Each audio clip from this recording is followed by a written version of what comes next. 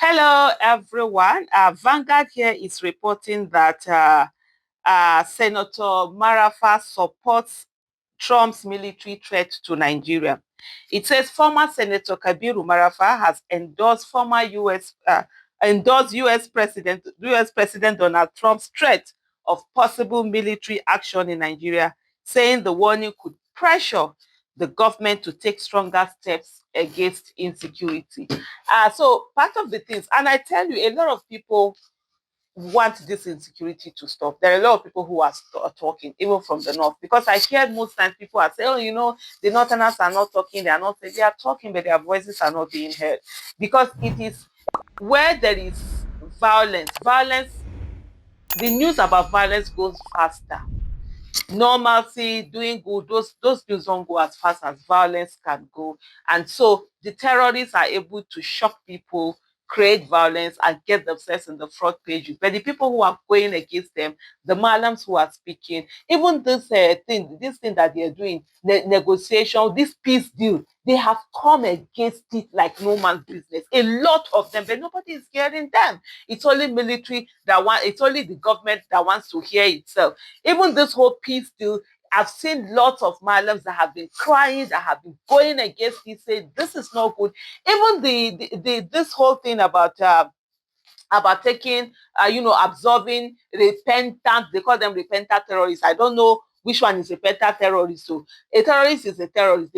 They should be prosecuted and face the full wrath of the law. I don't know where this all repentant. So armed robbers can come and repent and say they repented and nothing. Even with the repentant terrorist being absorbed into the military, people have been against it, especially people from the northeast. They had their voices out there. They did all of these town hall meetings, put their voices, did protests, they did protests. But most times people don't hear these things that are not focused. Or people even when they see, they just gloss over it. They would rather say the one that, oh, the North is supporting terrorism, the North is into terrorism and all of that. And then you will now be hearing people coming out to say to you, oh, this one, when Jonathan wanted to fight terrorism, they said this. When this wanted to, because when Boko Haram started, they didn't start by killing people. They said they were fighting justice, they were against government, they were doing this thing, or they would do their protests until government started killing. They killed their own people. It's like what you have with the IPOB. IPOB were doing police. A lot of people were they say no on the issue of IPOB. They were doing protests. Nigerian government were killing them. Even there was one time women were arrested, they were made naked, they were kept how many days in cells. So of course you will see people defend it. Is that somebody will now come and tell you that, oh, because you defended them when ESN now started, if you say you didn't defend it, so you defended it. So those are the things. It depends on where someone is starting and where someone is going towards. So a good number of those violence, I can tell you, there are a number of them that are against it. They've been talking, but their voices are not being. And one of the things they said then was the fact that, look, if you are carrying a repentant terrorist, you go and bring them in, rehabilitate them. What about the people that they killed? Their people. I know these people are so vicious that some people, you know what they do? They slaughter the person in front of their family. These are vicious. And then you are saying that they are repentant, that the people should accept them, bring them back, come and see them in places of authority. How bad? You've not even, the victims, that means the victims have been, how do I put, they have been victimized twice, but one by the terrorists and then by the government. So all of these things, so it's not everybody. Like sometimes when people are talking, even this Trump, this thing, yes, they put out in the news that there are some people who are for it. All they want is that they are thinking for them. Whoever can help them solve this madness, this war, they are ready for it. But anyway, Marafa, who represented Zamfara Central in the Senate between 2011 and 2019, stated his position on Wednesday during an appearance on Channel Television's Politics Today. I strongly support the President of America, Donald Trump, for issuing that threat. He said, noting that he disagreed with Nigerians who criticize the comments on the grounds of national sovereignty. I differ with a lot of Nigerians, he said, because most Nigerians look at it from the perspective of sovereignty, patriotism, which I subscribe to, he said. But of what importance is sovereignty to the dead man, which is true. And Zamfara is highly hit. People are there killing people, and most of these things, it's not even about religion, it's about the minerals and coal. And then you have terrorists who are going on, killing people, doing all manner of things, doing all sorts of things all over the place. It's crazy. It's just crazy. What Trump has said, he said he's going to go after the terrorists. Okay, why don't you accept whatever offer? Say, we need help. We need to go after terrorists. Give us materials. Help us with it. Even if you have to bring your men, come out. We will add our men to go after this. But when we defeat them, you're not going to come and stay and say you're going to take over, everything. But by the way, haven't you even seen, because of Trump's statement, Tinubu has been running kitty kitty kata kata. All the time that citizens were talking, they didn't care. See Akpabio talking about, oh, Trump is watching us, Trump is this, Trump is that. They listen more to Trump than they listen to us. It's the irony of it. Nigerian government, right from when I started holding government accountable, fully accountable in 2014, right from then to now, the Nigerian government has always listened to the voices from outside more than it listens to the voices from within, which is the unfortunate truth.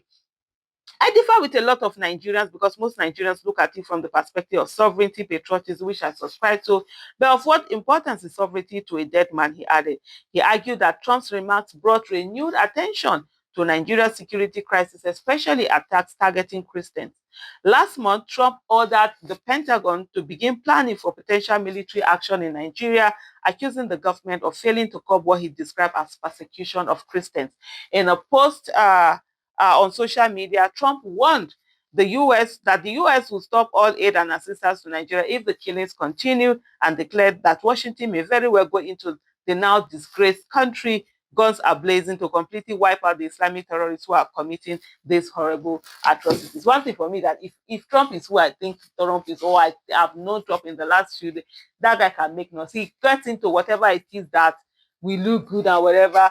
Nigerians are thinking that, oh, he's gonna come and that do this. I don't think that's gonna work. So it is better for us to go and be the ones asking them for the help that we need to come and do it. Yes, they might stop the aids and all of that, but by doing that, everybody also suffers. It's not one particular person or one whatever, that everybody is also going to suffer. And if they come and help us in dealing with the terrorists, everybody is going to be to benefit. Although, okay, no, except the terrorists and those who are benefiting for terrorists, but otherwise, everybody is going to be able to benefit. We'll be able to travel on the road. Are we not tired? Even traveling on the road, like, it has turned to 1,000 ways to die. It has turned to extreme sport. You want to travel, you are thinking, you're this, you're scared, you're there, traveling. See people. I did what year was it? Was that 2021? I think I missed the flight. We had missed the flight, me and my kids. We're going from it wasn't from Heathrow. Was it Leighton? I think it was from Leighton to Aberdeen. And then we came in, as soon as we came in, they had already checked in. They have closed the checking in of goods and whatever. We checked in online. So what I now did was I just told my kids, okay, carry your bag, this thing, just go ahead. And they were able to go because we had already checked in online. They have their this thing, they were able to ping in and went in. So I now held the bigger bags, and then there was no flight from there to Aberdeen. I think that was on a Friday or Thursday. The next flight was on Saturday. That would mean I will have to sleep because I wanted to book another flight to go. I will have to go to which other airport, whether, in short, long as short. So I decided to take night bus, and I took the night bus from London to Aberdeen all through the night. By morning, I got to Aberdeen. There was no fear. There was nothing. The road were distant. As we're going, I think they did about three or four stops of changing of drivers. That's how life should be. I used to think I was afraid of night journey. It's one thing. All my life, I used to be afraid of night journey until I think it's 2007 or 2008. I'm not sure now. Either one of them. When I went to China, Shanghai, and we were going to go to, was it Ningbo or Wuxi? I can't remember one of them now. And we drove because we got into Shanghai at night, and the people I was having a meeting with them for my producers for my tomato paste, we drove in the night all the way from Shanghai. I think it was Ningbo or Wuxi. And I was like, everywhere was clear. That was the day I realized that it was not nice journey I was afraid of. It was Nigerian roads. The way the roads are, no light, everything. So please, we need good governance too. Let Nigerians live, not just keep surviving. Thank you so much for watching.